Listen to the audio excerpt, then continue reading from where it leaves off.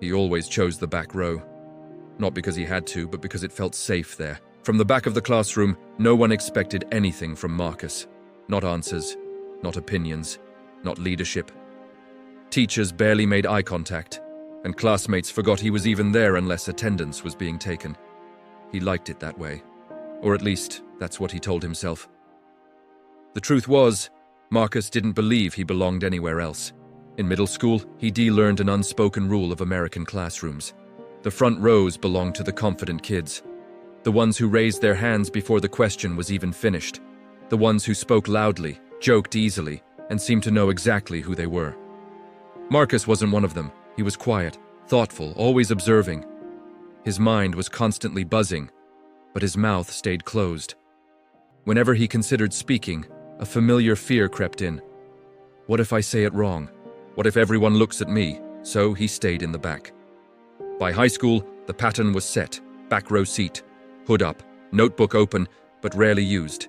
Teachers described him as polite and well-behaved, which felt like a nicer way of saying invisible. Group projects were the worst. Marcus always ended up with the leftover roles, slides formatting, note compiling, background research. Important work, but completely unnoticed. When it came time to present, others spoke. Marcus just clicked the slides. He told himself it didn't matter. He wasn't a leader type anyway. College didn't change that belief, at least not at first. In his first semester, Marcus walked into a huge lecture hall packed with students talking loudly, laptops open, coffee cups everywhere. Without thinking, he headed straight for the back. Same habit, same safety. But something felt different this time. This wasn't high school. No one knew him. No one had expectations, low or high. He was starting from zero. That realization followed him home that night. What if staying in the back isn't protecting me?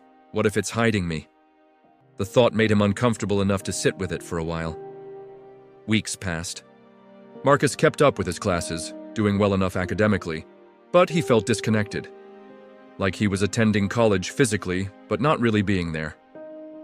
One day in his communication class, the professor announced a semester-long group project.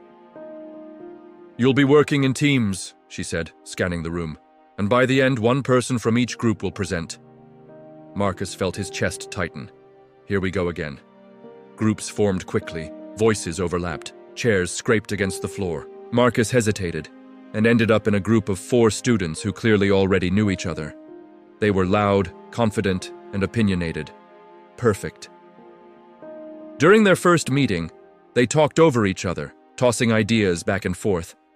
Marcus just listened, nodding occasionally, writing everything down. At one point, one of them paused. "Marcus, right? You're quiet. Any thoughts?" The room went silent. Marcus felt that familiar heat rise in his face. He could feel his heartbeat in his ears. For a split second, he considered shrugging and just saying, "I'm good with whatever." But something stopped him. He had actually been thinking, a lot. So he spoke. Slowly at first, carefully. He shared an idea about organizing the project differently. A simpler structure, a clearer message. No one interrupted him. When he finished, there was a pause. Then, one of them said, "That actually makes a lot of sense." Another nodded. "Yeah, we should do that." Marcus blinked. That was it. No laughter, no judgment, just acceptance. That night, something shifted inside him. It wasn't exactly confidence, but it was permission. Permission to speak. From then on, Marcus made a small decision. He wouldn't rush to the front, but he also wouldn't hide. In class discussions, he raised his hand once per lecture. Just once. Even if his voice shook. Even if his point wasn't perfect. Sometimes the professor followed up on his comments. Sometimes classmates nodded, and sometimes nothing happened at all. But he survived every single time. In his group, Marcus naturally became the organizer. Not because he demanded it, but because he listened. He remembered details. He followed through. When someone missed a deadline, Marcus picked up the slack without complaining. When disagreements arose, he focused on clarifying instead of escalating.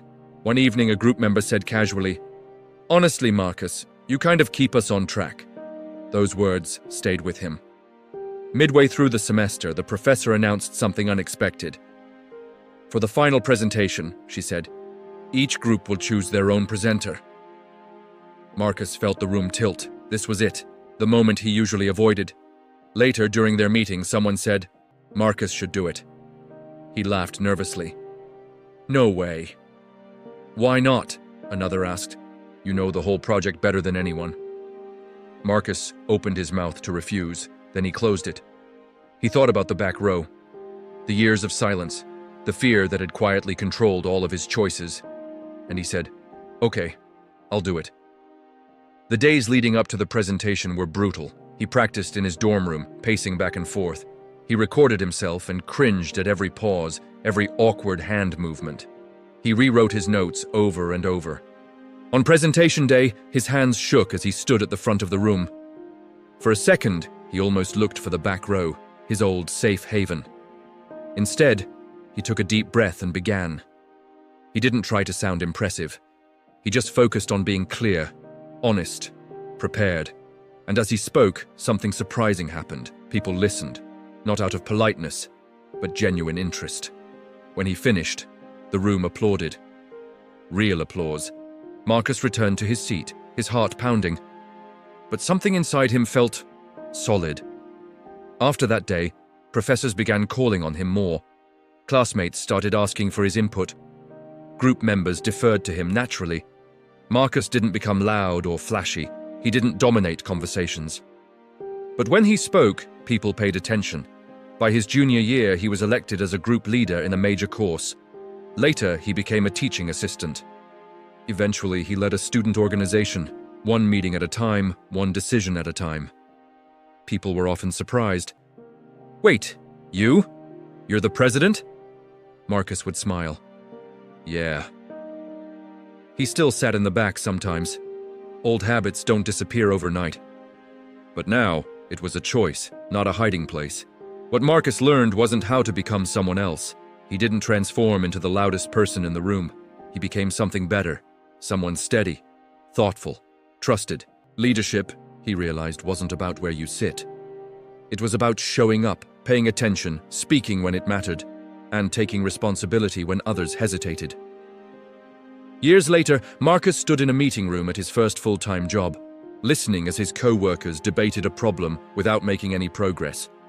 He waited for his moment, then he spoke. The room went quiet. His manager nodded. Let's do that. As the meeting ended, someone clapped him on the shoulder. You've got natural leadership, man. Marcus smiled, not because it was true, but because it wasn't. He hadn't been born a leader. He had grown into one, slowly, quietly, from the back of the room. Thank you so much for watching. If this story resonated with you, let me know in the comments. Don't forget to like and subscribe for more content like this. See you next time.